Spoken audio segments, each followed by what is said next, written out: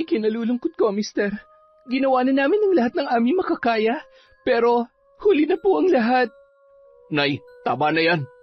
Tapos ng investigasyon at napatunayan ng walang kasalanan si Dr. Lenny sa mga nangyari.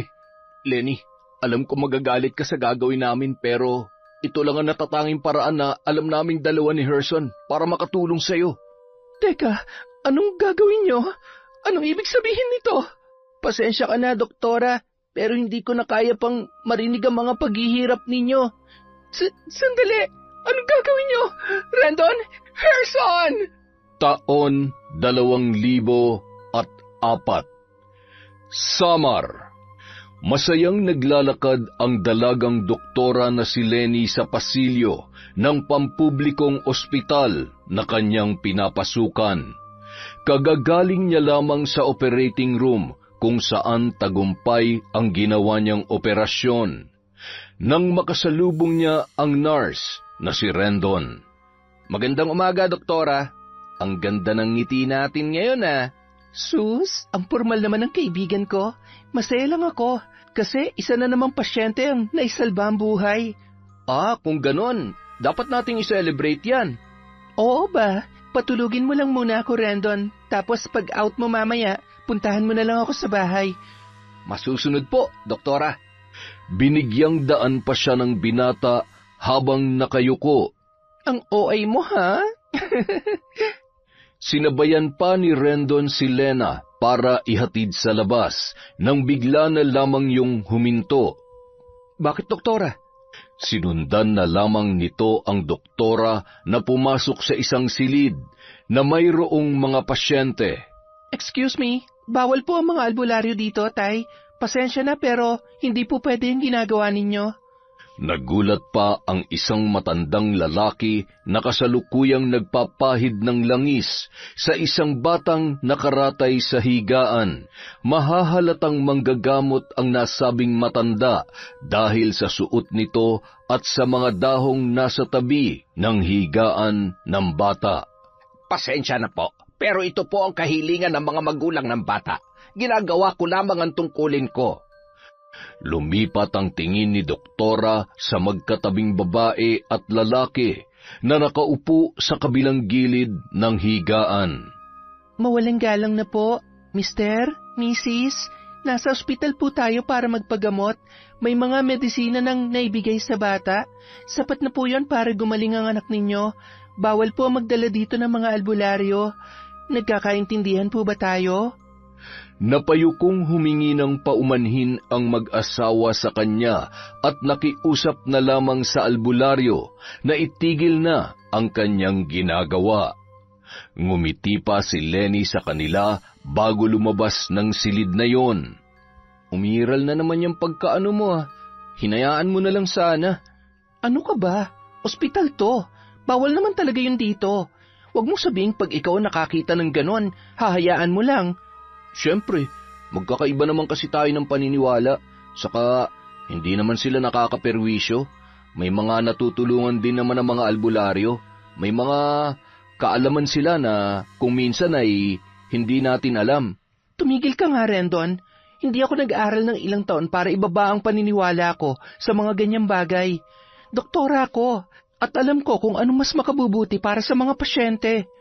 Sorry na, huwag na tayo magtalo. Tingnan mo, nagiging tigre ka na naman. Hindi naman ako nakikipagtalo Sinasabi ko lang kung anong totoo.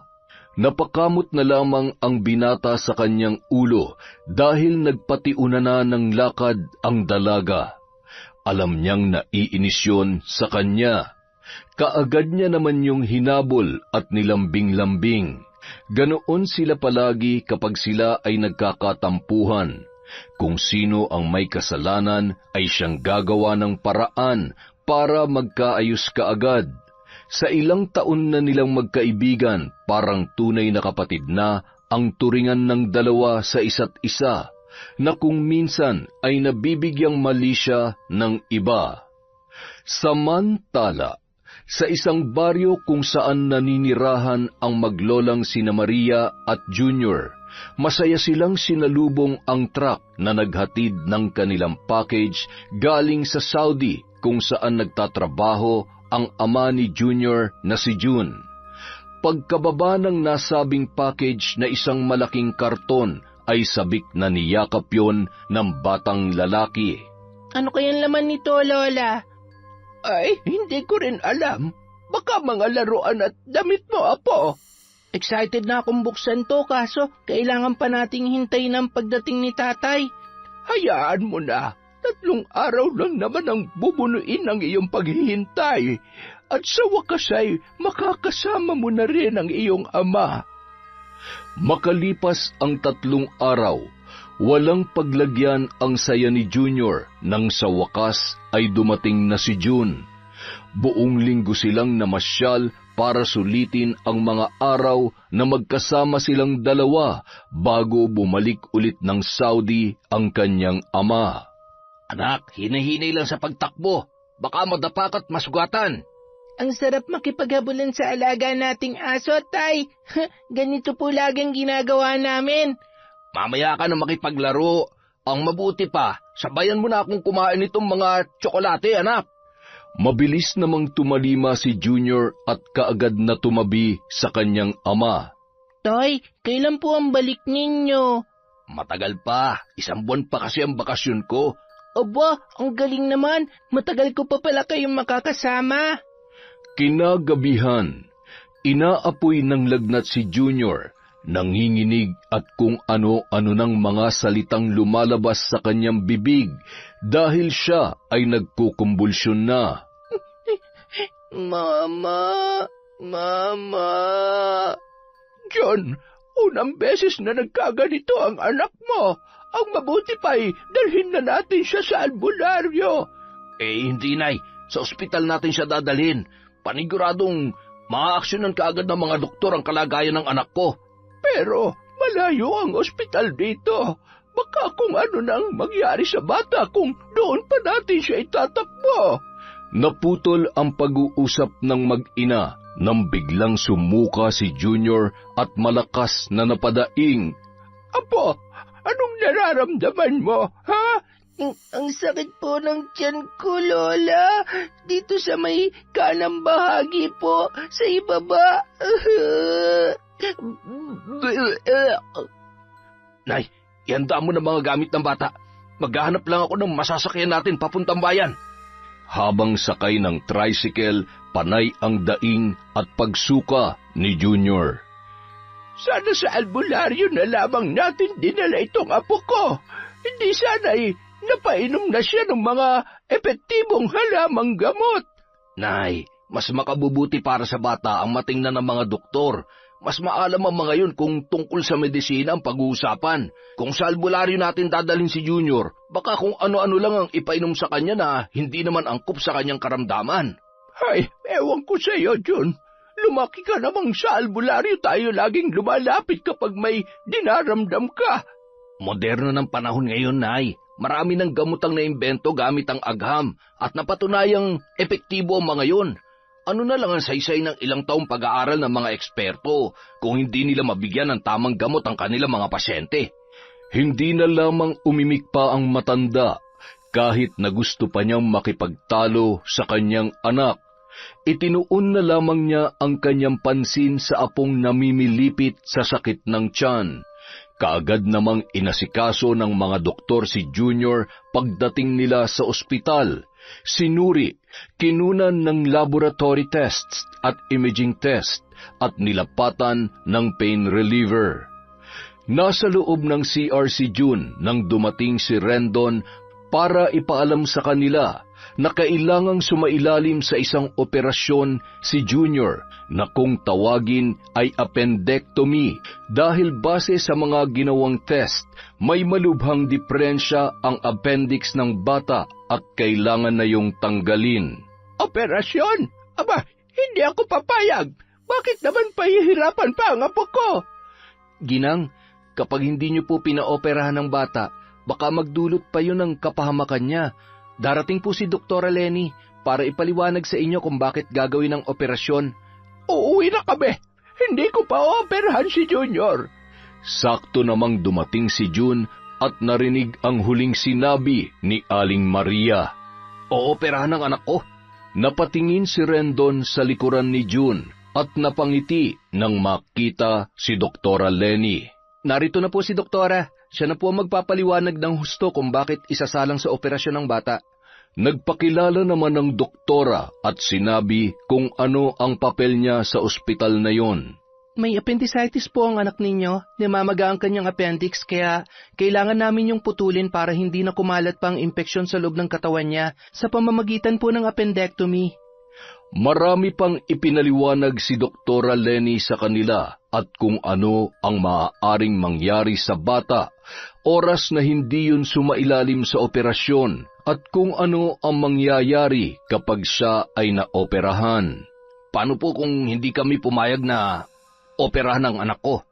Mister, buhay po ng anak ninyo nakasalalay dito. Maaari magdulot ng kapahamakan sa kanya ang pagtanggi ninyo.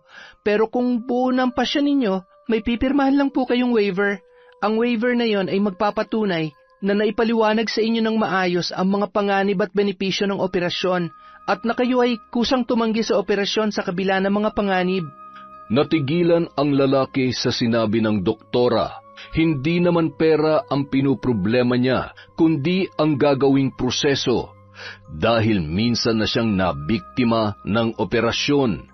Noong nanganak ang kanyang asawa kay Junior, na cesarean ang babae, at yun na rin ang naging sanhi ng kamatayan noon. Sabi ko naman sa iyo, June, wala na akong tiwala sa mga doktor. Buti pa sa albularyo na tayo nagtungo. Napatirik na lamang ang mga mata ni Doktora Lenny nang marinig niya ang sinabi ng matanda. Hindi niya nagustuhan ang tinuran noon. Hihintayin po namin ang pagpapasya ninyo, mister. Kung naguguluhan pa kayo sa ngayon, maaari pa kayo mag-isip muna ng mabuti. Sana'y huwag niyo nang patagalin pa, dahil oras ang kalaban natin dito. At tumalikod na si Lenny kasama si Rendon. Naguguluhan naman si June. Hindi niya alam kung ano ang kanyang gagawin. Ilang oras din siya nag-isip bago nabuo ang kanyang desisyon. Akmang pupunta na siya sa nurse station nang biglang sumigaw si Lola Maria. John, tingnan mo ang tiyan ni Junior. Namumula at namamaga. Mabilis na tumakbo ang lalaki papunta sa mga nurse para ipaalam ang nangyayari sa kanyang anak. Naroon din si Doktora Lenny at sinabi sa kanya na kailangang maoperahan na kaagad ang bata dahil namimiligro na ang buhay nito. Mabilis namang pumayag ang lalaki. Nang dadalhin na sa operating room si Junior ay galit na kinumpronta si June ng kanyang ina. June, ano ka ba? Bakit mo hinayaang maoperahan ang anak mo? Nakalimutan mo na bang operasyon din ang dahilan ng pagkawala ng iyong asawa? Gusto mo bang maulit yun? Nay, nandito na tayo sa ospital. Kung hindi agad mauoperahan si Junior, baka mapahamak pa siya. Sa tingin mo, hindi siya mapapahamak sa ginawa mong pagpayag? Akala ko mapipirmahan lang natin ang waiver para makauwi na tayo. Bakit biglang nag-iba ang takbo ng isip mo? Saktong napadaan si Rendon sa kanila, kaya narinig nito ang usapan ng mag-ina. Gagawin po ni Doktor ang lahat na makakaya niya para maisalba ang pasyente. Magtiwala lamang po kayo at sabayan niyo na rin po ng pagdarasal. Sa mga oras na ito, tanging ang Panginoong Diyos lang ang makakapitan natin.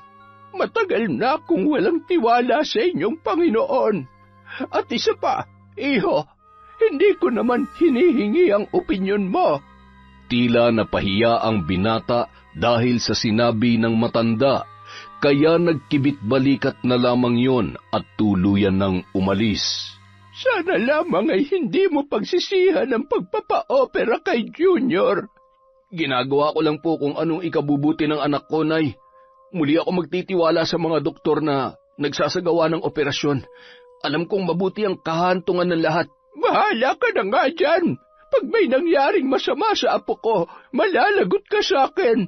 Uuwi na muna ako para kumuha ng mga gamit. Sa operating room, pinagpapawisan si Doktora Lenny habang isinasagawa ang operasyon. Tahimik ang paligid at ang tanging maririnig lamang ay ang tunog ng mga monitor na nakapalibot sa kanila. at ang mga tunog na nililikha ng mga kagamitan na pang-opera. Walang imik ang kanyang mga kasamahan na parabang nalulukuban sila ng matinding tensyon.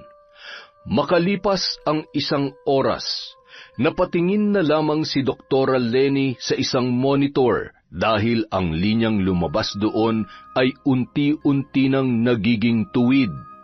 Nakaramdam sila ng matinding tensyon nang ginagawa niya ang isang cardiopulmonary resuscitation sa pamamagitan ng makailang ulit na pagdiin ng kanyang mga kamay sa dibdib ng bata. Ilang sandali pa, naging aktibo bigla ang vital signs ni Junior. Nagkatinginan ang mga kasamahan ng doktora at halos mapapalakpak dahil sa tila isang himala ang muling panunumbalik ang pagtibok ng puso ng bata. Ilang minuto pa ang ginugol ng doktora bago niya nagawa ang isang matagumpay na operasyon.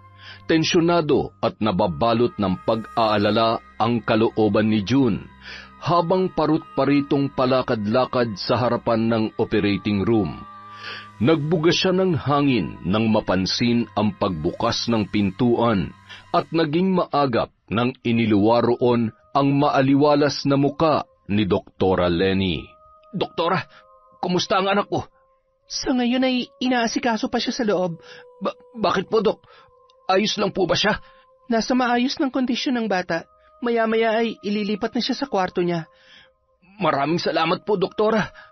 Bago magpaalam ang doktora ay nagbigay muna siya ng sapat na kaalaman tungkol sa mga komplikasyon na maaaring makuha ng bata kung hindi ito maaalagaan at masusubaybayang mabuti matapos ang isinagawang operasyon.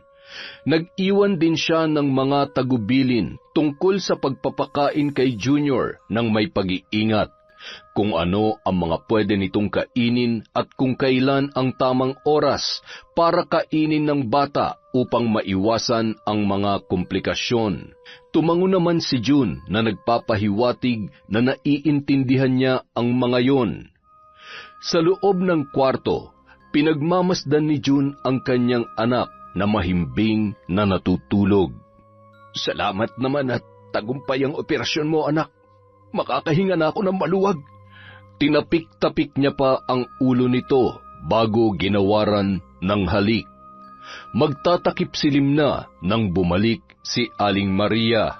"Kumusta na ang apo ko?" "Maayos naman po ang isinagawang operasyon, Nay." "Sige, kumain ka na. Ako na muna magbabantay sa kanya." "Sige po, lalabas na po muna ako sandali. Babalik din po ako kaagad." Bago lumabas ang lalaki, ay ipinaliwanag ng mabuti ni June sa ina ang mga inihabilin ng doktora tungkol sa pagpapakain at pagpapainom sa bata sa tamang oras. Ilang minuto lang ang nakakaraan matapos lumabas ni June ay nagising naman si Junior. "Lola, nagugutom po ako." Sakto namang dumating si Rendon para magbigay ng gamot sa bata. "Huwag po muna nating biglayin ang tiyan ni Junior. Dahan-dahan lang muna ang pagbibigay natin sa kanya ng tubig. Pwede po kayong maglagay ng kaunting tubig sa bulak at ipapahid natin sa labi niya. Maghihintay pa kasi tayo ng ilang oras bago siya pakainin. Hindi rin po siya pwedeng kumain ng matitigas na pagkain tulad ng karne. Mas maiging lugaw po muna. Pero saka na po pag naobserbahan na siyang maigi at kapag nautot na po siya." Di, mas lalong magugutom ang apo ko niyan. Mas lalong mauuhaw at mas lalong matatakam. Kailangan po nating sundin ang mga payo ng doktor para makaiwas po tayo sa maaaring masamang maidulot nito sa katawan ng bata. Para po yan sa ikabubuti ng apo ninyo. Paismid na tumalikod si Aling Maria habang sinusuri ni Rendon ang kalagayan ng bata. Pinaintindi rin nito kay Junior ang kahalagahan sa pagsunod sa kanyang mga tagubilin. Paglabas ni Rendon ay muling bumaling ang bata sa kanyang lola. "Lola, nagugutom po ako. Pakainin niyo po ako." Kahit panis na kanin, okay lang. Basta pakainin niyo lang po ako, Lola. Bakit ka naman kakain ng panis na kanin, apo ko? Mamamatay na po ako sa gutom, Lola. Kumakalam na po ang sikmura ko. Maawa na po kayo sa akin. Ay, sige, pero huwag mong sasabihin sa iba, ha? Sikreto lamang natin ito. Opo, Lola. Pangako po yan. Nagmadaling nagsandok ng kanin si Aling Maria mula sa mga dala niyang lalagyan. Heto, may fried chicken. Niluto ko talaga yan para sa'yo. Alam ko kasing yan ang paborito mo. Yehey! Salamat po, Lola. Sige na, kumain ka na. Baka sumilip na naman dito yung pakialamerong nurse at pigilan ka pa niyang kumain kahit na nanghihina ka na sa gutom. Sarap namang nilantakan ni Junior ang mga ibinigay sa kanya ng kanyang lola. Pinainom pa siya nito ng 2 basong soft drinks. Ilang sandali pa nakaramdam ng pananakit ng tiyan ang bata. Halos mamilipit ito sa sakit. Nagsimula na rin siyang magsuka at bumibilis na rin ang kanyang paghinga. Mabilis na iniligpit ni Aling Maria ang mga pinagkainan ng bata. Sakto namang pumasok ang kanyang anak na si June. Nay, ano nangyayari kay Junior? Hindi ko alam. Bigla na lang kasi siyang nagkaganyan habang kumakain ako. Natataranta namang pinuntahan ni June ang mga nurse para ipagbigay alam doon ang nangyayari. Samantala, magkasamang lumabas ng gate ng ospital sina Nurse Rendon at Doktora Lenny. Pauwi na sila at pinag-uusapan ang mga naganap sa buong maghapon sa kani-kanilang mga trabaho. Alam mo, yung lola ng batang inoperahan mo kanina, sinabi niyang wala daw siyang tiwala sa mga doktor. Mukhang matigas din ang ulo dahil parang binabaliwala lang niya mga sinasabi ko sa kanya. Oo, pansin ko nga. Mas naniniwala kasi siya sa mga albularyo. May mga tao talagang ganyan. Yung hinahamak nila mga kakayahan natin, na tayo naman talaga ang may maayos na kaalaman. Sana lang ay sundin nila ang lahat ng payo mo, Lenny. Nandun naman yung tatay ng bata. Mukhang malawak naman ang pangunawa nun, kaya tiyak na hindi niya ipapahamak ang kanyang anak. Huwag na nga natin pag-usapan yan. Ang mabuti pa, kumain na lang tayo sa labas para mabawasan naman ang pagod natin. Masaya silang kumakain sa isang restaurant nang biglang tumunog ang cellphone ng dalaga. Napabuntong hininga na lamang ang doktora nang marinig mula sa kabilang linya ang nangyari kay Junior. Kaagad naman siyang nagpaalam sa binata na babalik sa ospital dahil mukhang kakailanganin na namang operahan ang kanyang pasyente. Napapailing na lamang na tinapos ni Rendon ang kanyang kinakain dahil hindi na pumayag pa ang dalaga na siya ang maghahatid dito pabalik ng ospital. Nagmamadaling tumungo roon ang doktora. Nasa bungad pa lang siya ng operating room, nasipat niya na ang masamang tingin ni Aling Maria. Doktora, nakikiusap po ako. Gawin niyo po ang lahat ng paraan para maisalba ang anak ko. Opo, ipagdasal niyo po ang inyong anak. Ang tagal naman ng babaeng yon. Mananagot talaga siya kapag may masamang nangyari kay Junior. Nahagip pa ng pandinig ng doktora ang sinabi ni Aling Maria. Tiningnan niya na lamang ito ng masama bago niya isinara ang pintuan. Kaagad na hinarap ng doktora ang nakaratay na bata. Handa na ang lahat ng kanyang mga kailangan kaya sinimulan niya na kaagad ang pag-oopera. Hanggang sa napailing-iling na lamang si Doktora Lenny dahil sa hindi na nila nailigtas pa ang buhay ng bata. Malungkot na lumabas ang doktora mula sa operating room. Kababakasan naman ng matinding pag-aalala ang mukha ni June. Kumusta po ang anak ko, doktora? Ikinalulungkot ko, mister. Ginawa namin ang lahat ng aming makakaya. Pero huli na po ang lahat. Anong ibig niyo sabihin? Ipinaliwanag ni Doktora Lenny sa kanya ang nangyari. Nagkaroon ng isang seryosong kondisyon na nangyayari kapag ang katawan ay nagkakaroon ng sobrang reaksyon sa isang impeksyon. Dahil sa mahina ang immune system ng bata, hindi na nito nakayanan ang pananalasa ng mga bakterya at virus sa loob ng kanyang katawan, na naging sanhi upang humantong siya sa kamatayan. Hindi totoo yan. Buhay pa ang anak ko. Ikinalulungkot ko po, sir. Dahil sa hindi na matagalan ni Doktora ang senaryo at tila pinipiga ang puso niya sa nakikitang mapait na ekspresyon sa mukha ni June, nagmadali na siyang iwan yon matapos na tinapik ang balikat ng lalaki. Masakit para sa kanya na makita ang paghihinagpis ng kaanak ng kanyang mga pasyente, dahil alam niya kung gaano kahirap at kasakit ang mawalan ng mahal sa buhay. Bilang surgeon, masakit na hindi niya nailigtas ang buhay ng kanyang pasyente.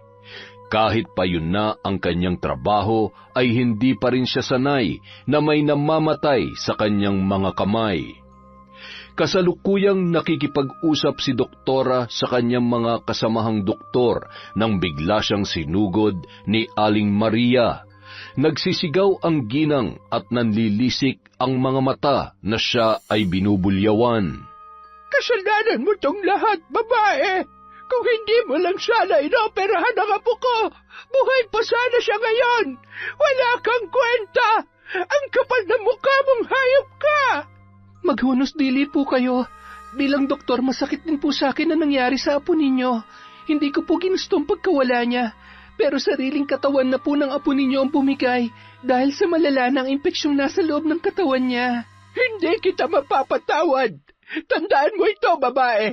Ipapakulong kita at sisiguruhin kong mabubulok ka sa bilangguan. Mamamatay tao! Nagulat pa ang doktora nang dinuraan nito ang kanyang muka bago mabilis na lumisan. Doktora Lenny, ayos ka lang ba? Eto, may panyo ako. Mabilis namang kinuha ng doktora ang panyong iniabot sa kanya ng kasamahang doktor at maluhaluhang pinahid yon sa kanyang muka. Unang beses niyang nakatanggap ng ganoong pagtrato mula sa kaanak ng kanyang mga naging pasyente. Hindi niya inaasahan na ganoon ang gagawin ng matanda sa kanya. Salamat. Oo, ayos lang ako. Ang bastos naman ang alin na yon. Sinisi pa sa iyong pagkamatay ng apo niya eh. Sila naman talaga may kasalanan dahil sa kapabayaan nila. Hayaan mo na, Dok. Hindi niya pa kasi matanggap kung ano nangyari sa apo niya. Kahit nanginginig sa inis, ay pilit na pinakalma ng doktora ang kanyang sarili. Ilang ulit siyang nagbugalang hap ng hangin para hindi tumulo ang mga namumuong luha sa kanyang mga mata. Samantala, sa lamay ni Junior, malungkot at nananamlay na inistima ni June ang mga bisita sa lamay ng kanyang anak. Pare, ikinalulungkot ko ang nangyari kay Junior. Ang bata-bata niya pa para lisanin ang mundong ito. Oo nga pare, ipinagpapalagay ko na lang na masaya na ang anak ko kasama ng nanay niya sa langit. Kahit napakahirap tanggapin. Ay, hindi naman sana mamamatay ang apo ko kung pagkatapos ng operasyon niya ay nandun lang sa ospital ang doktora na nag-opera sa kanya. Kaso umalis daw kaya ilang minuto pang hinintay namin. Kung nandun lang sana siya, edi sana'y naagapan pa ang buhay ni Junior. Malinaw na pinabayaan niya ang apo ko. Kasalanan niya lahat ng ito. Ano na po ang plano niyo ngayon? Siyempre, maghahain kami ng demanda laban sa doktora na yon. Kailangan niyang panagutan ang ginawa niya sa aking apo. Nay naman, bakit pa palagi niyo na lang isinisisi sa iba mga problemang dumarating sa atin? May dahilan ng Diyos kaya nangyayari ang lahat.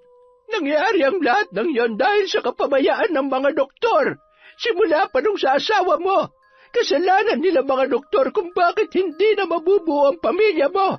Kung nakinig ka lang sana sa akin na sa albularyo tayo magpagamot, tiyak na masaya sana tayo ngayon kasama ang apo ko. Makalipas ang 1 linggo, matapos ihatid si Junior sa huling hantungan, sinimulan agad ang investigasyon kay Doktora Lenny. Taas noong inaakusahan siya ni Aling Maria dahil umano sa kanyang kapabayaan, kaya nasawi ang apo nito. Hindi naman natatakot ang doktora. Bukas siya sa investigasyon at mahinahong ipinakita sa mga nag-iimbestiga ang mga medical records ng bata, kasabay ng kanyang mga pagpapaliwanag. Kampanteng-kampante naman si Aling Maria na makukulong ang doktora. Nang dumating na ang araw ng huling investigasyon, makahulugang ngumisi ang matanda sa harapan ng doktora. Ramdam niya ang tagumpay na malalagay sa loob ng kulungan ang dalaga. Subalit nang ipahayag na ang hatol, na isuntok na lamang ng matanda ang kanyang kamao sa kinauupuan niya sapagkat lumalabas na walang kasalanan ang naturang doktor. Dahil ginawa naman nito ang lahat ng kanyang makakaya para isalba ang buhay ni Junior. Sinadyang harangin ng matanda ang naglalakad na doktora at mariin na nagwika. Kung nakawala ka sa batas ng tao, pues sa batas ng isang mambabarang ay magbabayad ka. Itatak mo yan sa kukote mo, babae. Napakunot na lamang ng noo si Lenny. Pakiwari niya ay tila nababaliw na ang ginang dahil sa mga katagang lumalabas sa bibig nito. Nilagpasan na lamang niya yon, ngunit mariin siyang hinablot ni Aling Maria sa kanyang braso. Huwag kang bastos! Kinakausap pa kita! Di ba profesional ka? Pero bakit wala kang modo? Alam ko na! Binayaran mo ang nasa likod ng investigasyon para pumanig sa'yo, hindi ba? Alam nyo, iritang-irita na ako sa lahat ng pinagsasasabi nyo sa akin. Kaya lang mas matanda kayo sa akin eh. Nandun pa rin naman ang respeto ko kahit na mali-mali ang mga impormasyong pinapakalat ninyo. Mali! Mali bang sabihin ko sa kanila na isa kang pabayang doktor? Na totoo naman talaga? Samantala, iginala ni June ang kanyang paningin dahil hinahanap niya si Aling Maria na bigla na lamang nawala sa kanyang tabi. At nang matanaw niya itong nakikipag-usap kay doktora, ay alam na niyang sinusugod na naman ng kanyang nanay ang dalaga. Kaya kaagad niyang nilapitan ang dalawa. Nay, tama na yan. Tapos ng investigasyon at napatunayan ng walang kasalanan si doktora sa mga nangyari. Siyempre, binayaran niya mga yon para luminis naman ang pangalan niya. Pabaya siya. Pinabayaan niya mamatay si Junior. Pabaya ba ka mo? Sige. Tutal sinimulan nyo na rin naman, sasabihin ko na sa inyo ang totoo kung bakit namatay ang apo nyo. Kita mo na yun! Mas lumala ang impeksyon sa katawan ng bata dahil hindi nyo sinunod ang mga bilin ko tungkol sa tamang pagpapainom at pagpapakain sa kanya. Hindi po ba? Anong ibig mong sabihin, doktora? Paulit-ulit kong sinabi na bawal pang pakainin ng bata dahil hindi pa sumasapit ang tamang oras. Pero anong ginawa nyo? Binigyan niyo siya ng pagkain na hindi angkop para sa kanya. Dahil sa mga pagkain na yon, mas nahirapan ang katawan ng bata na labanan ng impeksyon na sumisira sa kanyang ibang organs. Anong pagkain? Hindi naman po kami nagbigay ng pagkain sa kanya dahil alam ko po ang mga komplikasyon maaari makuha ng kanyang katawan. Mabuti pa at tanungin niyo ang nanay niyo, mister. Malinaw naman po ang aming mga nakita sa mga isinagawang tests. Napalingon si June kay Aling Maria na noon ay tila ipinakuna sa kanyang kinatatayuan. Taas noon namang naglakad palayo si Lenny mula sa kanilang kinaroroonan. Nay, sabihin niyo sa akin kung ano talaga ang nangyari. Ano bang pinagsasasabi mong ano nangyari? Huwag mong sabihin naniniwala ka sa babaeng yon. Tama na, Nay. Huwag niyo nang bilugin ang ulo ko. Gusto kong malaman ng totoo. Pinakain niyo ba si Junior nung iniwan ko kayo? Oo na! Kung ikaw ang nasa katayuan ko nung gabing yon, tiyak na makakaramdam ka ng habag sa batang nagmamakaawang humingi ng pagkain. Sinadya ko talaga magluto ng paborito niyang fried chicken, tapos Hindi pa pala siya pakakainin ng ilang oras. Ano, hahayaan ko na lang ang apo ko mamatay sa gutom? Diyos ko naman, Nay. Makailang ulit kong sinabi na dahan-dahan lang ang pagpapakain sa bata kasi umiiwas tayo sa mga komplikasyon. Bawal pa siyang pakainin noon. Mahina pa ang katawan niya. Sa ginawa niyo, kayo naghatid sa anak ko sa kamatayan. Matapos sabihin yon, ay mabilis nang tinalikuran ni June ang kanyang ina. Galit at hindi niya maipaliwanag ang emosyon na lumulukob sa kanya. June, hintayin mo ako! Ano ka ba? Saan ka pupunta? Hoy! Dahil sa magkahalong tampo at galit ng lalaki sa kanyang nanay, kaagad siyang nag-empake para lumuwas ng Maynila para asikasuhin ang kanyang pagbabalik sa abroad. Hindi na siya nagpaalam pa dito. Pagka-uwi naman ni Aling Maria, para siyang binuhusan ng malamig na tubig nang hindi na niya nadatnan si June at tila gumuho rin ang kanyang mundo nang mapagtantun na wawala na rin ang mga personal na gamit nito. Kaya naman, mas lalong sumiklab ang galit ng matanda kay Doktora Lenny. Nang dahil sa doktora na yon, nagbago ang takbo ng buhay ko. Naging masalimuot. Iniwan na nga ako ng apo ko. Ngayon ay pati na rin ang anak ko. Magbabayad ka, doktora. Pagdudusahan mong lahat ng ito. Isang araw, sa loob ng ospital, magiliw na nakikipagkwentuhan si Doktora Lenny sa kaibigan niyang si Rendon. Nang mapansin ng lalaki ang isang matandang babae na bahagyang nakatalukbong ng balabal at papalapit sa kanila. Lenny, huwag kang lilingon ha. Bakit? Basta, may matanda kasing naglalakad papunta dito. Baka mahalata niyang pinag-uusapan natin siya, kaya huwag ka munang lilingon. Sira ka talaga. Pati ba naman matanda dinadawit mo sa mga kalokohan mo, ha, Rendon?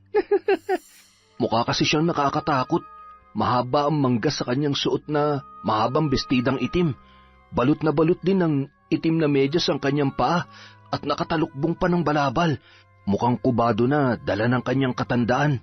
Nakatalukbong pala eh. Paano mo nilamang matanda? Siyempre, kulubot na ang balat sa kamay eh. Shh! Nasa tapat na natin siya. Parang wala lang sa dalawa ang presensya ng naturang matanda. Hindi sila tumingin doon na animoy hindi nila yon napapansin.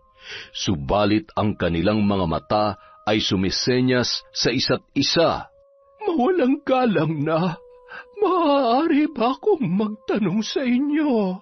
At mabilis nilang hinarap ang naturang matanda. Ano po yun, Lola?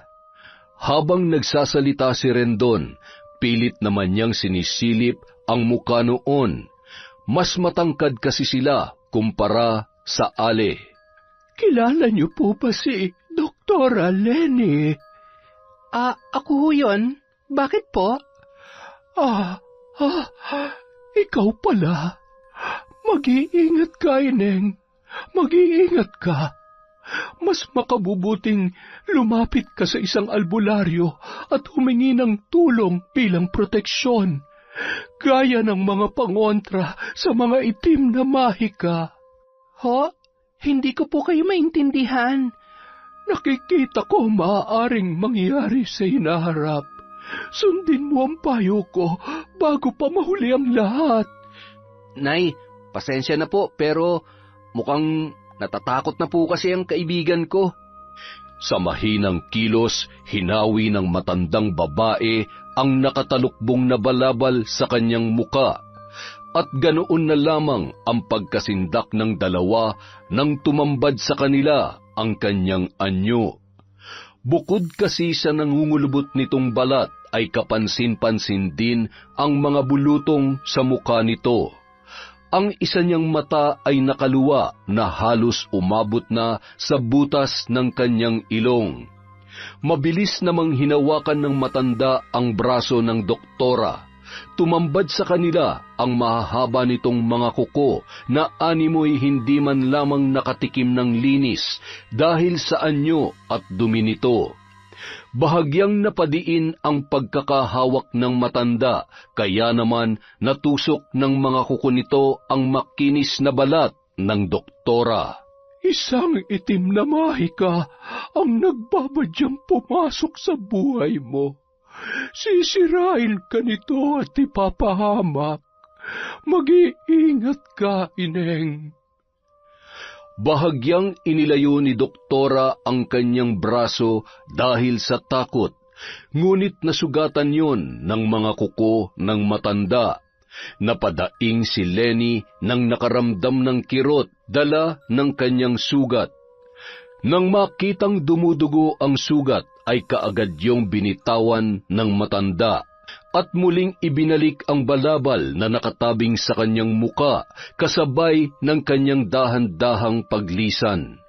Binalot ng takot ang buong sistema ni Doktora Lenny habang tinitingnan ang papalayong matanda.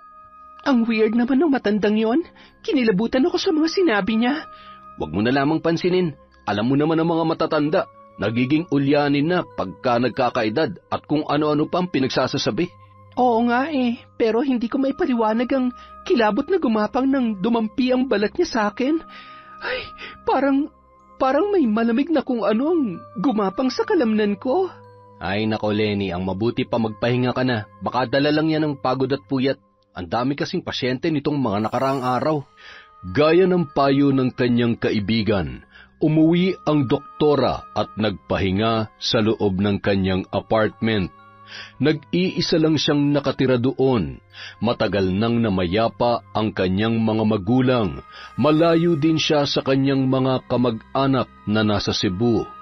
Ang tanging tinuturing niyang kapamilya ay walang iba kundi si Rendon.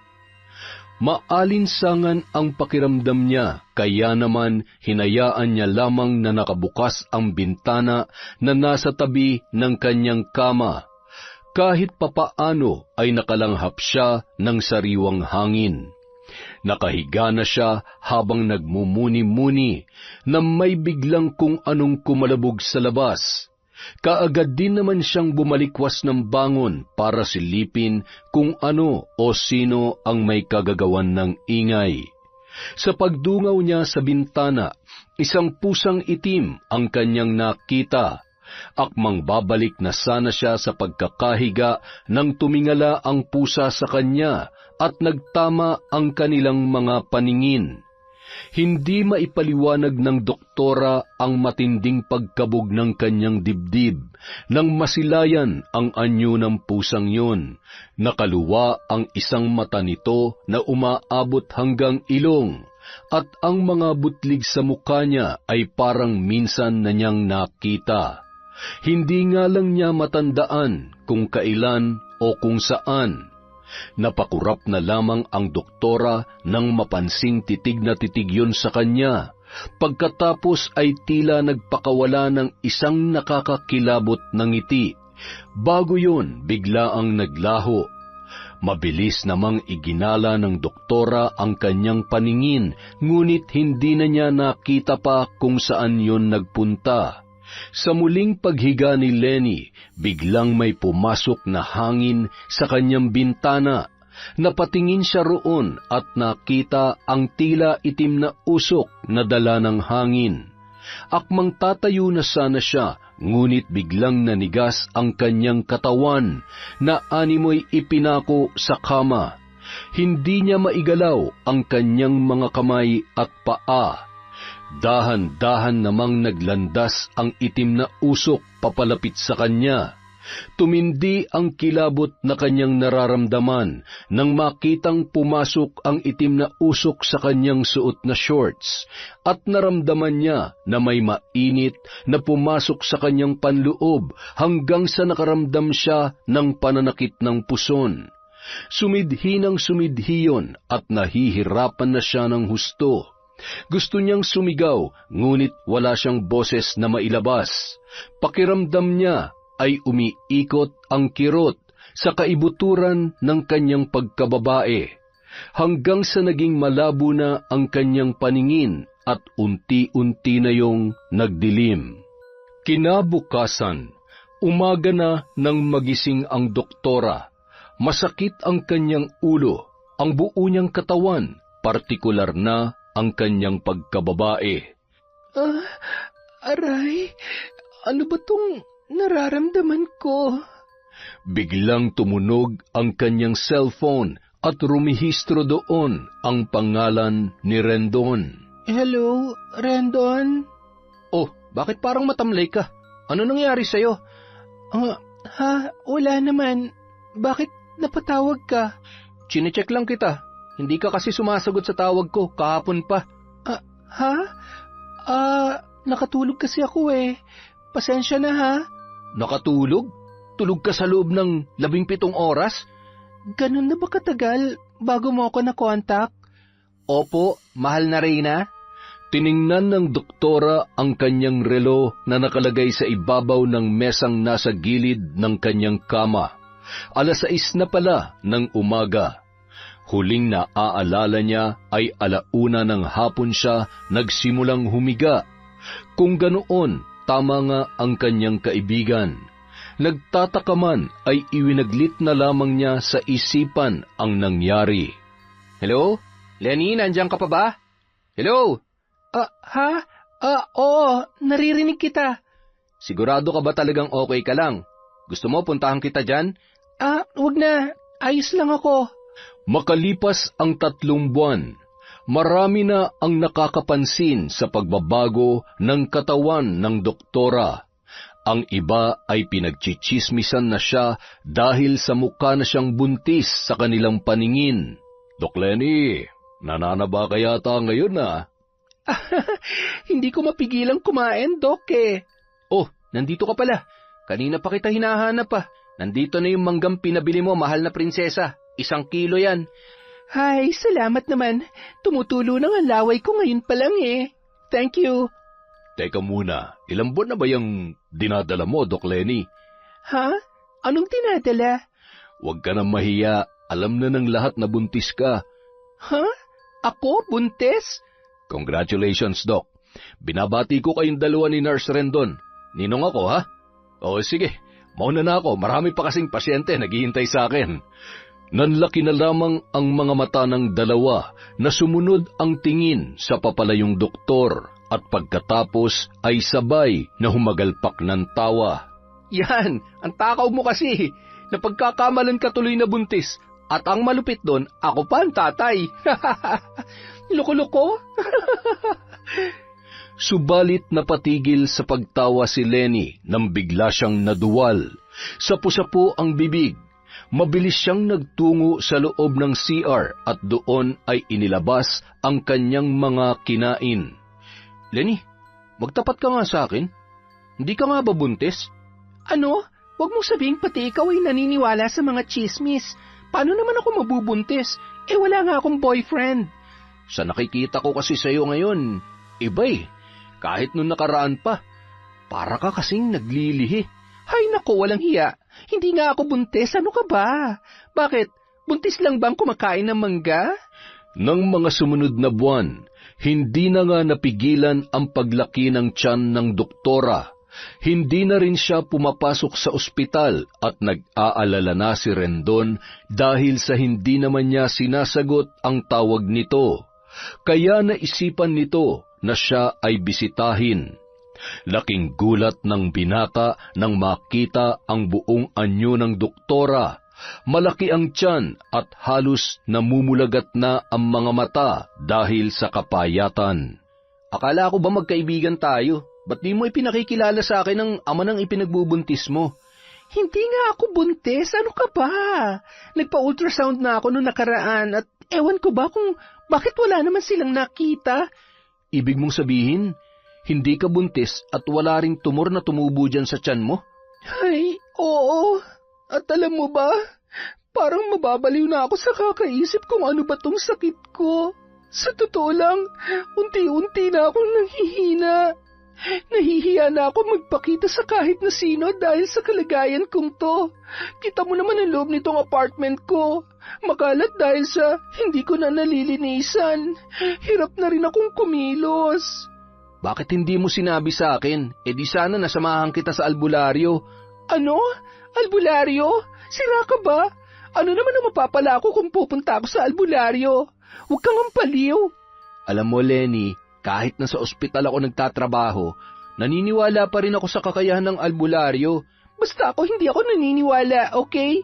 Magpapatest ulit ako, baka mali lang yung resulta ng ultrasound. Lenny, ano ka ba? Naalala mo yung sinabi ng matandang nakakatakot? Di ba sabi niya, nakikita niya ang hinaharap? Nakikita niyang babalutin ka ng itim na mahika at pahihirapan ka? Baka ito na yun. Bakit ka ba naniniwala doon? Matandang ulyanin na yon. Sabi mo nga, di ba? Basta, para sa akin, albularyo ang solusyon dyan sa problema mo. Pero kahit na magpatingin pa tayo doon, kung hindi ka naman naniniwala, baliwala rin. Doktor ako, mas lamang ang kaalaman ko sa mga albularyo na yan. Aray! Ang sakit! Dinala ni Rendon si Lenny sa ospital at sa bawat araw ay pahina ng pahina ang dalaga. Binibigyan naman siya ng mga gamot, ngunit pakiramdam niya ay mas lalo siyang nanghihina dahil alam niyang hindi naman talaga natukoy ng mga ito ang tunay niyang karamdaman. Rendon, parang mas lalo akong nanghihina dito. Pakiramdam ko, hindi na ako makahinga. Hindi ko alam kung anong sakit tong dumapo sa akin. Ang mabuti pa siguro, umuwi na muna ako sa bahay. Pero sinong titingin-tingin sa'yo dun? Wala ka namang kasama. Sobrang payat na ng doktora na halos hindi na siya makilala maging ng mga dati niyang kasamahan. Nawalan na siya ng ganang kumain at makisalamuha sa iba. Ang dating masigla at masayahin na dalaga ay wala ng kabuhay-buhay na lumalaban sa hindi maipaliwanag niyang karamdaman. Samantala, galit na nakapamewang si Aling Maria sa harap ng isang matandang babae. Nasa loob sila ng isang maliit na kubo na naroroon sa gitna ng kagubatan. Doon nakatira ang matandang mambabarang na binayaran niya ng malaking halaga para bigyan ng karamdaman ang doktora. Ano na? Tuluyan mo na ang babaeng yan, Tandang Cardona! Patayin mo na! Tumahimik ka nga, Maria. Huwag mo akong pinangungunahan. Abat, baka nakakalimutan mong mahal ang ibinayad ko sa iyo para lang barangin ang babaeng yon. Ginawa ko na ang pambabarang sa kanya. Kaya nga patayin mo na. Hindi ko yun basta gagawin na lang. Naaawa ako sa kanya. Awa? Sa tanda mong yan? Sa dami na ng mga binarang mo, naaawa ka pa pala? Ang lahat ng pinasakitan ko ay makasalanan. Bakit? Hindi ba makasalanan yung babae na yon? Pinatay niya ang apo ko. Pinatay niya.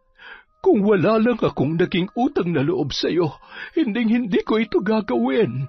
Nararamdaman kong mabuting tao ang dalagang doktora. Dapat lang natanawin mong utang na loob ang ginawa ko sa'yo noon. Aba, hindi madaling kumuha ng isang mahusay na albularyo na labanan ang kapwa niya albularyo para maprotektahan ang isang mambabarang na katulad mo. Ay siya, sige na, bumalik ka na lamang sa susunod. Siguraduhin mo na sa susunod na pagbalik ko dito, burado na ang doktorang yon sa mundo. Gaya ng kagustuhan ni Doktora Lenny, iniuwi siya ni Rendon sa kanyang apartment. Dahil nagtatrabaho sa ospital ang binata, minabuti nitong pabantayan siya sa pamangkin nitong batang lalaki. Ang batang si Herson ang umaalalay kay Lenny. Nagluluto ng pagkain at naglilinis sa apartment nito. Herson, pakiabot naman ang cellphone ko. Maglalaro lamang ako ng snake. Hindi na po ba masakit ang ulo niyo, doktora? Masakit pa naman, kaso nabobore ako eh. Ayaw niyo po bang manood ng TV? Hindi na. Maiingayan lamang ako. Heto na po ang cellphone niyo. Tatapusin ko lang ang pagwawalis sa labas. Sige. Napabuntong hininga na lamang ang dalaga, sabay ng kanyang pagtanaw sa labas ng bintana. Nabigla siya nang makita ang isang pusang itim na naroroon. Teka, parang nangyari na to sa panaginip ko . Noon ay nakakatakot na pagngisi ang ginawa ng pusa, ngunit ngayon tila matamlay ang pusang nakatanaw sa kanya. Yumuko pa yon bago umalis. Doon na biglang sumagi sa isip ng doktora ang mga naganap noong panahong yon. Teka, sa pagkakaalala ko, gising ako noon eh. Tama, hindi nga yung panaginip. Baka... Ay, Diyos ko, noon nga nagsimula ang lahat. Ang itim na usok na pumasok sa akin. 7 buwan na simula nang naganap ang nakakakilabot na pangyayaring yon, at wala siyang ibang makitang sanhi bukod sa naturang itim na usok, kaya lumobo ang kanyang tiyan. Maagap na dinampot muli ng doktora ang kanyang cellphone at mabilis na nagdial ng numero. Hello, Rendon? Alam ko na kung bakit ako nagkasakit ng ganito. Tulungan mo ako. Naputol ang pagsasalita ng doktora nang biglang sumidhi ang pananakit ng kanyang tiyan. Humiyaw siya, nagpagulong-gulong sa higaan, dumaraing at sobrang nahihirapan. Sa labas ng kanyang silid, nakikinig lamang si Herson, umiiyak dahil sa nararamdamang habag sa doktora. Halos araw-araw niyang nasasaksihan ang mga paghihirap nito na tumatagal ng ilang oras bago muling nakakaramdam ng ginhawa. Tuwing 1:00 ng hapon pag ito ay sinasalakay ng pamimilipit sa sakit. Nung araw na yon, isang desisyon ang nabuong pagpapasya sa murang kaisipan ng bata. 3:00 na ng hapon nang tumigil ang pananakit ng tiyan ni Doktora Lenny. Matinding pawis ang bumaha sa buo niyang katawan.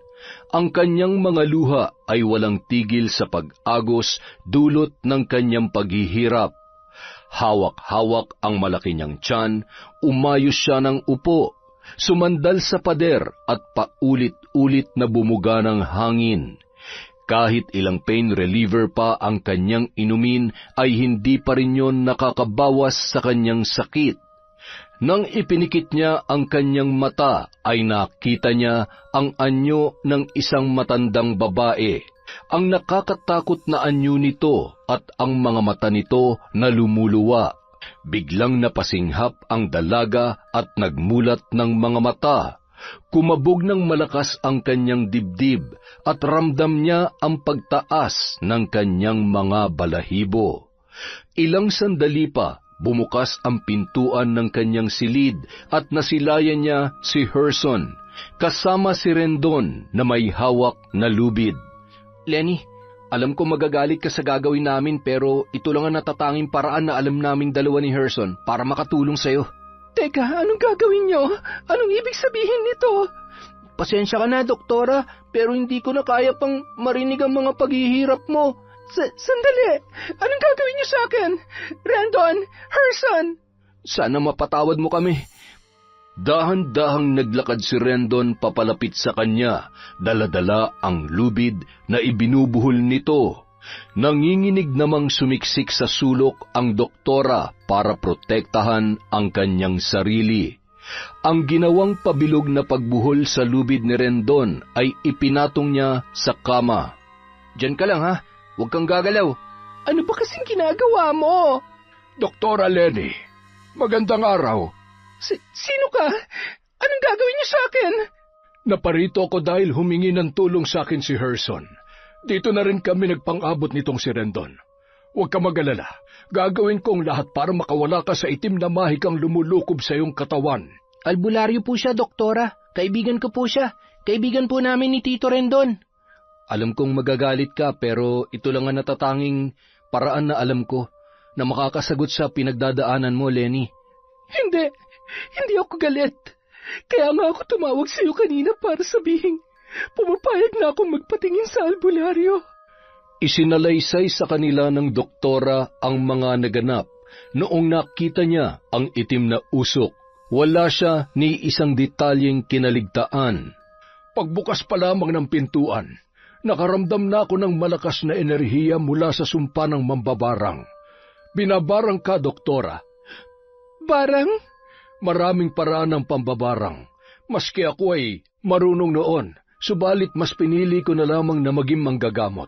Ginagawa ang pambabarang para pasakitan ang mga biktima nito sa pamamagitan ng mga bagay na kahit ang siyensya ay hindi makakapagpaliwanag.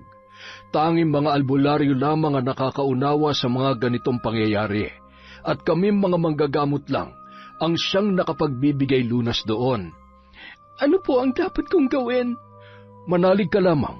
Ang iyong paniniwalang gagaling ka ang siyang makapagbibigay ng malaking tulong sa akin upang magapi ko ang kasamaang nananahan sa loob ng iyong katawan. Dati hindi ako naniniwala sa kakayahan ng mga albularyo dahil mas may kaalaman ako kaysa sa inyo. Subalit bukas po ang aking kalooban na maniwala sa inyo ngayon. Naniniwala po ako sa kakayahan niyong mapapagaling ako. Hinawakan ng albularyo ang kanyang malaking tiyan, paulit-ulit na nag-usal ng dasal, at sa bandang pusod niya ay idiniin nito ang kanyang hintuturo.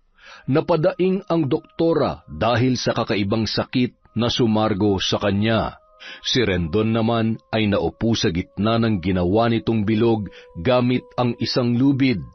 Biglang nangisay si Rendon at nawalan ng malay nang magsimulang tawagin ng albularyo ang mambabarang. Mula sa bibig ni Rendon, lumabas ang tinig ng isang matandang babae. Mambabarang, makipag-usap ka sa amin. Anong dahilan mo sa pagpapahirap sa dalagang ito? Napagutusan lamang ako. Wala akong personal na galit sa kanya. Sino ang nag-utos sa'yo? Hindi ko pwedeng sabihin. Kung ganon, tiyak na magkakaproblema tayo. Patayin mo na lamang ako. Hindi ko na mababawi ang sumpa ng barang kay Dr. Lenny. Patayin? Hindi ko magagawa yon kung hindi ka lumalaban. Bawiin mo na lamang ang sumpa at tiyak na magkakasundo tayo. Huli na ang lahat pa at bawiin ko pa. Gawin mo na lamang ang nararapat na parusa para sa akin. Tutal, gusto ko nang mawala sa mundong ito, kung saan kinasusuklaman ako ng mga tao dahil sa aking itsura. Anong pangalan mo? Sino ka ba? Ako si Tandang Cardona, ang matandang naninirahan sa loob ng masukal na gubat. Ang matandang isinumpa ng isang veteranong albularyo na magkakaroon ng maraming bulutong sa muka at ang mga matay na kaluwa. Aba, ay buhay ka pa pala, Tandang Cardona. Oo, buhay na buhay pa. At naghihirap pa rin, dala ng sumpang ipinataw sa akin. Ano ang dahilan? Bakit ipinabarang si Lenny? Galit sa kanya ang aking kliyente. Namumuhi ng husto. Matagal ko nang binalaan si Dr. Lenny na humingi ng proteksyon, subalit hindi niya yun ginawa.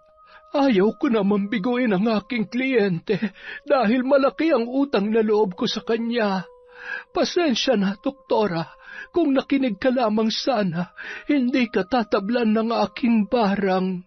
Naalala na kita. Sabihin niyo, kayo ba yung pusang nagpakita sa akin? Yun ang aking alaga. Siya ang nagbabalita sa akin kung ano na nangyayari sa'yo. Kung talagang wala kang galit sa doktora, sabihin mo sa akin kung sino nagpabarang sa kanya. Ang nagpabarang sa kanya ay walang iba kundi si... Samantala, galit na tinalunton ni Aling Maria ang kahabaan ng kakahuyan para puntahan si Tandang Cardona.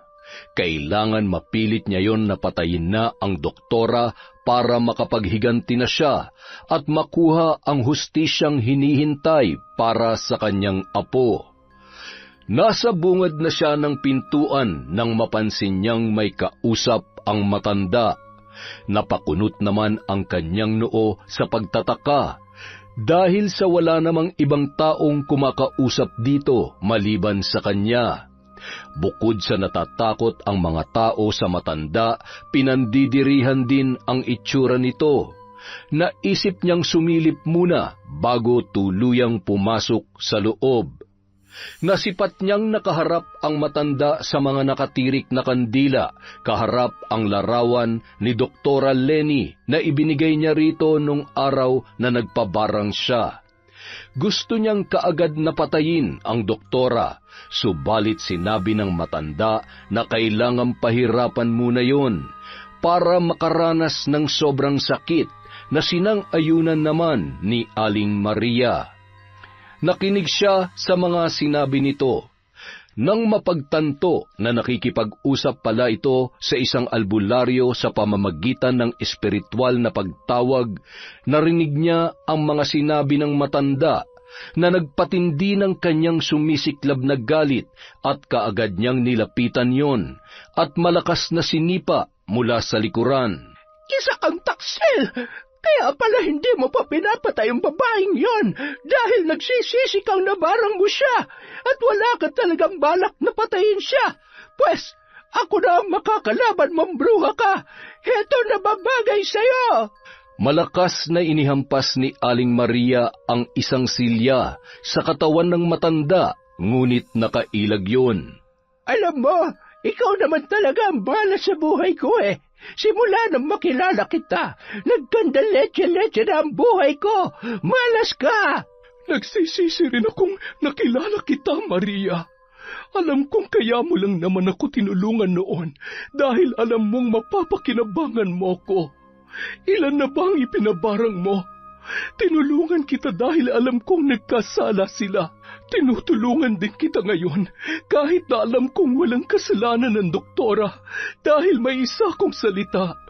Pero sa ginawa mong ito, kalilimutan kong may utang na loob ako sa iyo. Abat, ginagalit mo talaga ako, ha?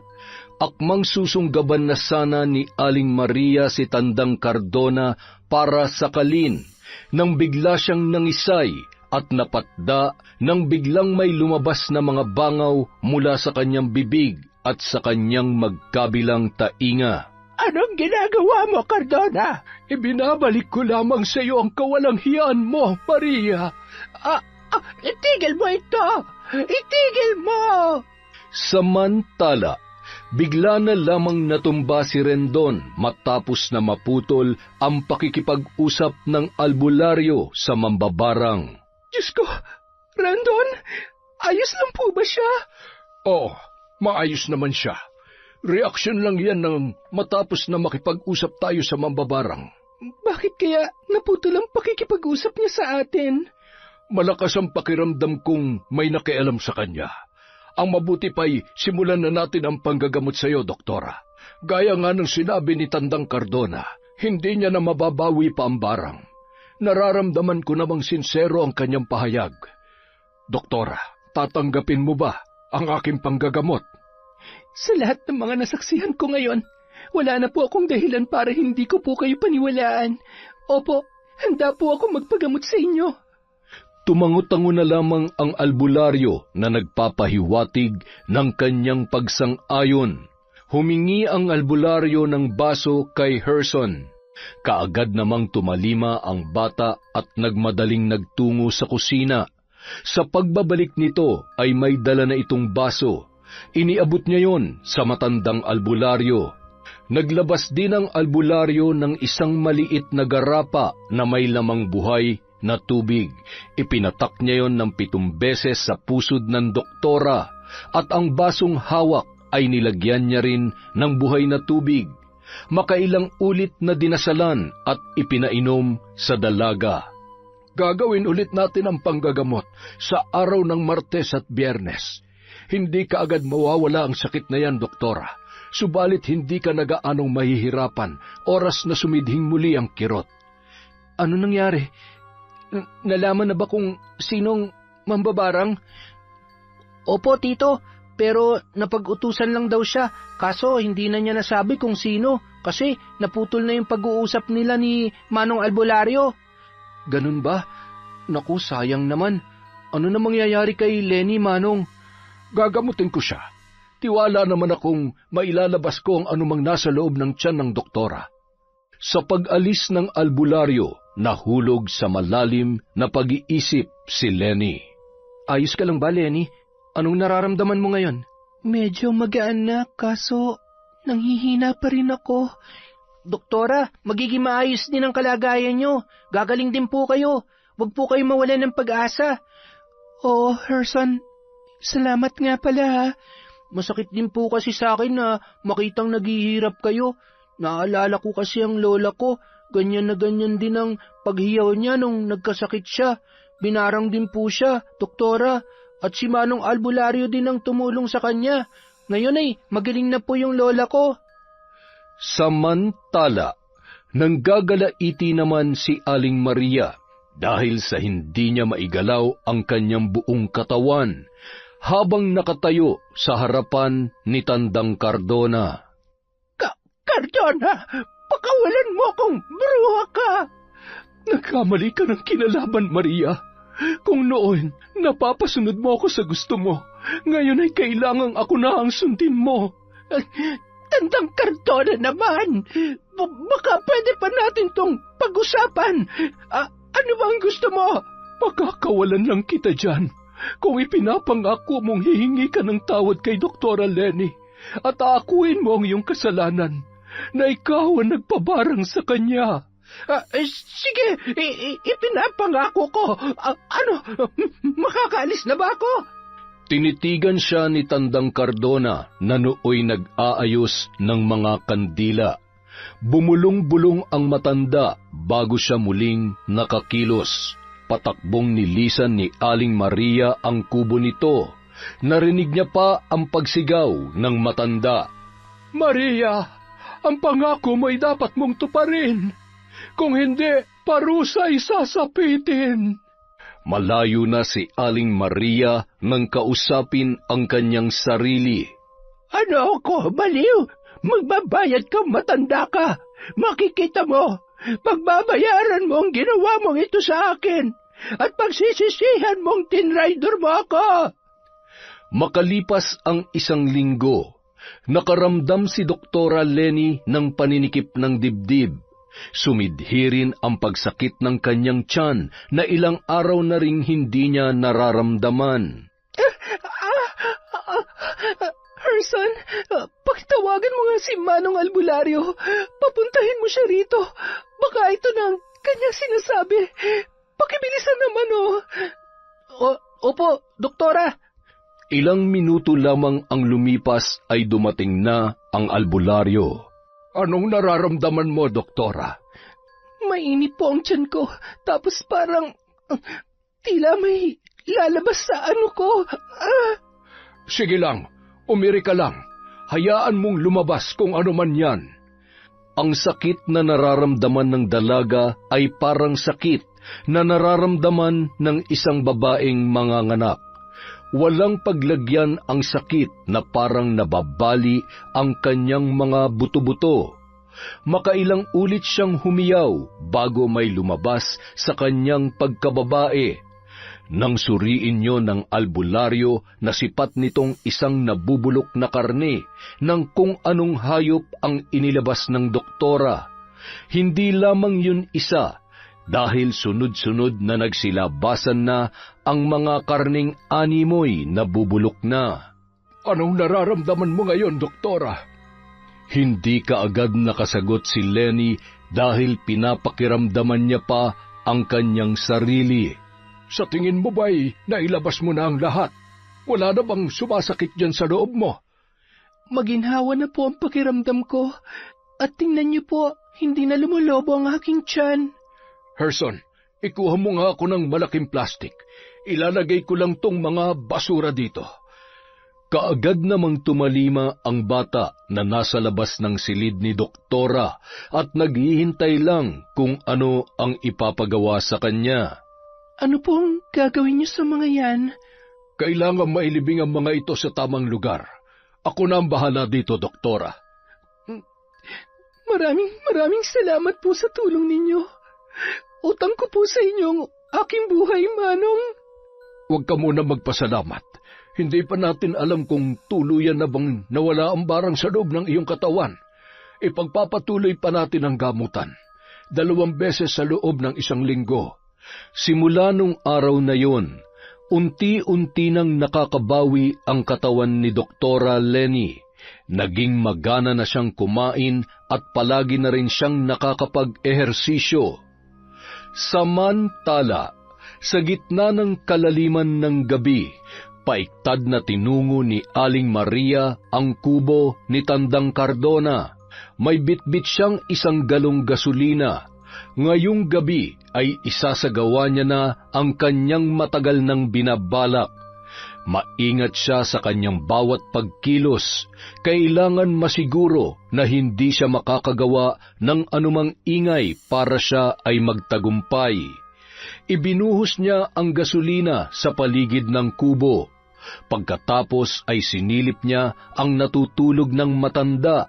Nagpakawala pa siya ng nakakalokong pagngisi bago tuluyang sinindihan ang bahaging nilagyan ng gasolina.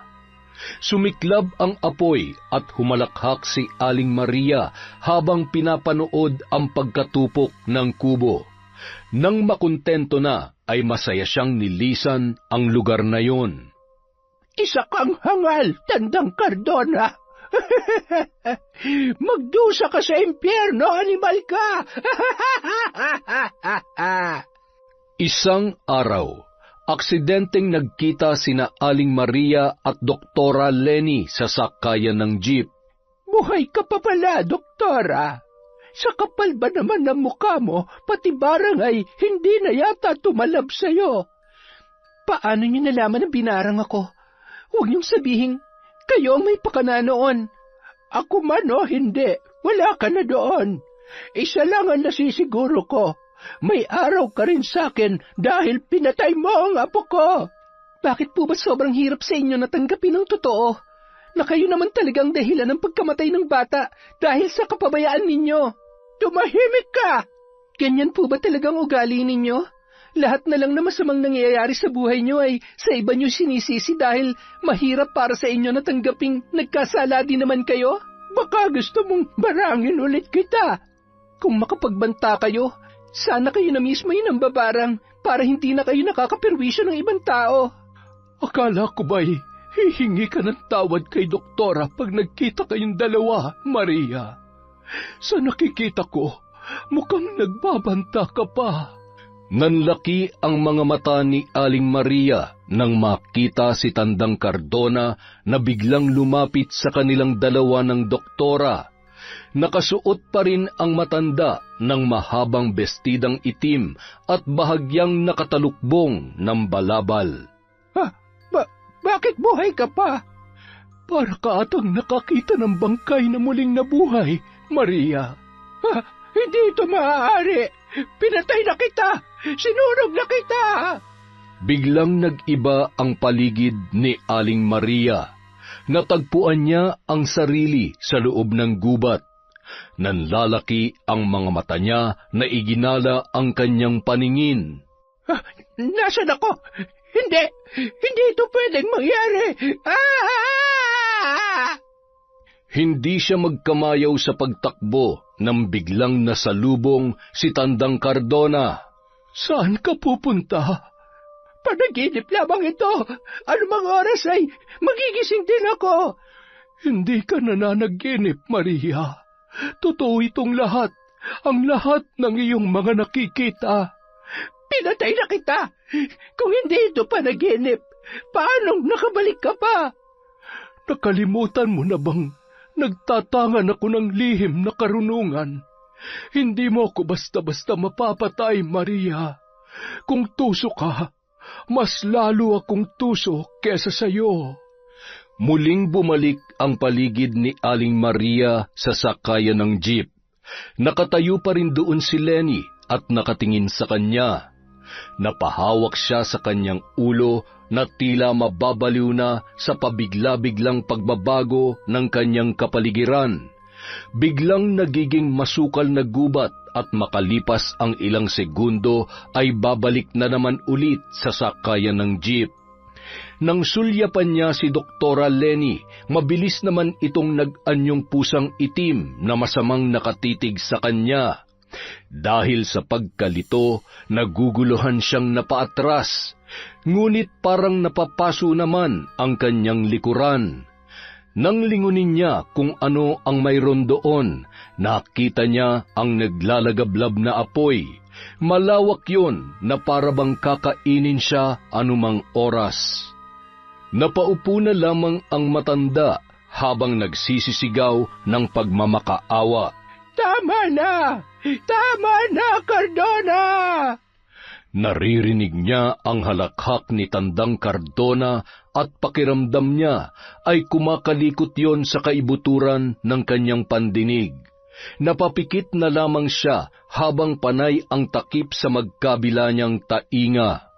Walang kaalam-alam si Aling Maria na pinaglalaruan lamang ni Tandang Cardona ang kanyang imahinasyon.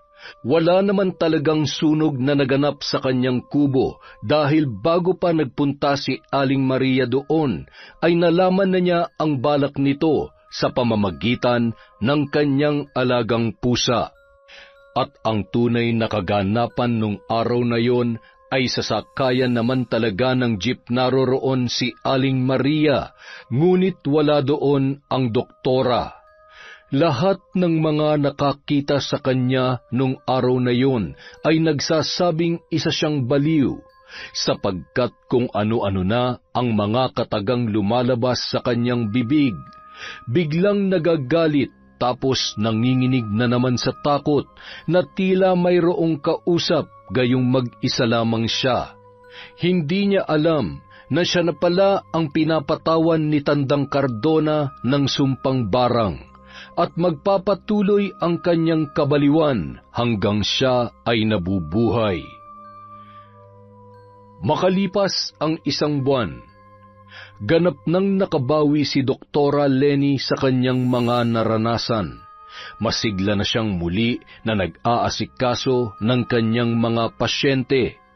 Kahit laman pa rin siya ng usap-usapan sa loob ng ospital, ay binabaliwala niya na lamang yun.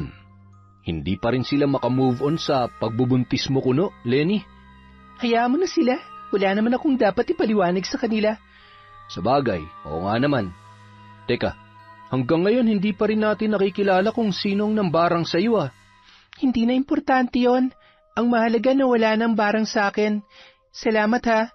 Utang ko sa inyo ang buhay ko. Kung hindi nyo dinala ni Herson ng albularyo sa bahay, siguro kinakain na ako ngayon ng mga uod sa ilalim ng lupa. Ang mabuti ka mo, hindi mo pinanindigan ang paniniwala mo. Salamat talaga dahil naisipan ni Herson na magpatulong kay Manong Albularyo. Pangako, aalagaan ko na tong pangalawang buhay ko. Nagulat na lamang ang dalawa nang biglang may nagkagulo sa kabilang kanto. Maraming tao ang patakbong nagpunta doon at nakikiosyoso. Isang lalaki naman ang kanilang tinanong kung ano ba ang nangyayari at bakit nagkakagulo doon. May baliw kasing matandang babae na nasagasaan. Kanina pa kasi yun nag-aamok dun. Nagsisisigaw na bakit daw nabuhay pa pinatay niya naman na raw. Buhay pa ba yung matandang babae? Malabo na mabuhay yun. Wasak na wasak ang ulo Nagmamadali namang umalis ang lalaki matapos nasagutin ang tanong ng doktora. Nako, kawawa naman. Matindi sigurong pinagdadaanan ng matandang babae, no? Kaya nabaliw. Siguro nga. Kaya ikaw, kumain ka ng mabuti para maiwasan mong pagkasira ng ulo. Isang araw, habang naglalakad sa pasilyo ng ospital si Doktora Lenny, nasipat niya ang nakabukas na pinto para sa mga pasyenteng nasa ward. Nakita niyang pumasok doon ang isang lalaki na sa suot pa lang ay alam na niyang isang albularyo. Sinundan niya yon. Natataranta namang sumisenyas ang isang matabang babae sa lalaki na sa hinula ng doktora ay asawa nito. Alam niyang natatakot ang mga yon na baka sila ay mapagsabihan. Ngumiti siya sa mag-asawa at tumango naman sa albularyo. Sige lang po, pero wag po kayong magpapahuli sa ibang mga doktor ha, tsak kasing mapapagsabihan kayo. Tumingin ang mag-asawa sa kanya na parabang hindi makapaniwala. Naniniwala din po kasi ako sa kakayahang magpagaling ng mga albularyo. May nagagawa silang hindi kayang gawin namin mga doktor. May mga sakit na hindi namin maipaliwanag, ngunit kayang-kaya nilang lunasan. Bago siya lumabas, hinagod niya muna ang ulo ng batang pasyente sa kanginitian. Magpagaling ka, ha? Bago siya nakalabas sa silid na yon, ngumiti naman ang isang batang babae sa kanya. Narinig niya pa ang ibang mga watcher na nagsasabing mabait siyang doktor. Uy, mahal na Rina! Narinig kong pagpuri sa'yo ng mga pasyente Hindi ko kasi sinita yung pinapasok nilang albularyo. Ba, parang hindi ka doktora niyan Bawal yun dito, ano ka ba? Bawal nga, kaso hindi naman natin ipapaalam sa iba Secret lang yon. Uy, ang bait! Iba talaga nagagawa ng sariling karanasan, no? Alam mo kung anong natutunan ko? Ang magbigay ng respeto sa mga albularyo. Kahit magkakaiba kami ng paniniwala at pamamaraan sa panggagamot, iisa lang ang aming layunin. Yun ay ang makatulong sa kapwa. At tanggap ko na rin may mga karamdaman na sila lamang ang nakakaalam na lunasan. Ang lahat ng bagay ay nangangailangan ng nararapat na pangunawa. Sadyang may mga pangyayaring hindi na ipapaliwanag ng modernong panahon, kaya't magpasahanggang ngayon ay may mga naniniwala pa rin at napapagaling ng mga albularyo. Yon! Ang ganda na naman ng kwento natin. May utang po tayong shout-out, kaya humanda kayo. Simulan natin kay Jeneline Mix Vlog. Hi kay Shirley Wakayamashe from Japan. Hello po kay Janet De Castro, kay Ayeth Esteban, kay Noemi Garcia Pabunan from Hong Kong. Shout out kay Marites Nalika, kay Jonah Masirag, kay June Galedo, happy birthday po. Hi po sa Galedo family. Hello kay MBG Vlog. Hi po sa mga taga AFP Accounting Center from Ginaline Sibayan. Hi kay Ador Cerezo, kay Virginia Belay, kay Josie Aniban. Hello po kay Corazon Villanueva from Philippines. Hi kay Edna Lau from Calibo, Aklan. Hi kay Mary Grace Grefaldia at Roberto at Christine. Hello din po kay Cherry Mukbanger ASMR, kay Jing Estrada from Daman, Saudi Arabia. Hello kay Ednalyn Tupas, kay Mariam Duka, kay Rosette Ersando. Hi kay Gray Utsukushi, sa mga mambabarang at aswang ng Cavite na sila Loretta Bobes, Ryan Alba at Riza Kahayag. Hello kay Cat Burger, na tuloy, kay Cat Burglar Cutie. Hi kay Lady Dam, kay Christine Guevara from Baby Zane Blog, kay James Zalsos, kay Malaya De Mayo from Batad, Iloilo, kay Glenda Galido from Malaysia. Hello po kay Rose Ann Rama from UAE. Hello kay Filipina Palsayo, kay Ellen Keano, kay Michelle Cedron, kay Alfreda Alano. Shout out kay Genevieve Virtusio, kay Amalia Ayuban. Hello po kay Bea 5 Pink, kay Catalea Soto, kay Sunny Prudente from Singapore, kay Bengski from Dubai. Hi kay Maylene Ilagan, kay Raquel of Mexico from Romel, Pangilinan. Hello po kay Angelita Supieza, kay Joven Torres ng Gapan, Nueva Ecija. Hi sa Bronyosa at Camero family of Albay from Shirley Bronyosa. Hello po kay Edgar Ocon. Hi kay I Love Resort Pinay, kay Monet Rivera from Taytay Rizal. Sa lahat ng taga-Bacolod from Lent TV. Hello po kay Vicky Yabut, kay Salve Fajardo, kay Marilu Umbal, kay Cynthia Camacho, kay Merlin Villeza, and kay Madam Tahani from Saudi Arabia. Hi sa Rama family of Iloilo from Rose Ann Rama. Hi kay Mami. Hi kay Lynn Espino from Siargao. Uy, parang masarap dyan Hi kay Jen Mer Garcia from Angeles, Pampanga. Hello kay Lani Gatuteo from Guimaras. Pupunta kami dyan sa July. Hi kay Ella Heda, kay Joel Marasigan. Hello po kay Estela da Silva from Switzerland, kay Sally Roldan, kay Michelle de la Cruz. Shout out kay Nario Matim. Hi kay Hannah Maylin Sesgundo, kay Arialine Notarte, kay Jonathan Tingson na laging present. Hi boss, salamat. Hi kay Monica Nieves, Family Morada from Corazon, Cacaldia. Hello po kay Cristiani Moncada from Bahamas. Wow, napakaganda dyan. Sa kaibigan ni Zairab Sharif na si Mona Karim. Hi kay Jenny Lazarito from Kuwait, kay Yachin Tamasiro, at wala na po. Yung pong hindi natin nabanggit, sa susunod na shoutout, promise po yan, huwag kayong magtatampo. Maraming salamat mula sa Kwentong Enteng.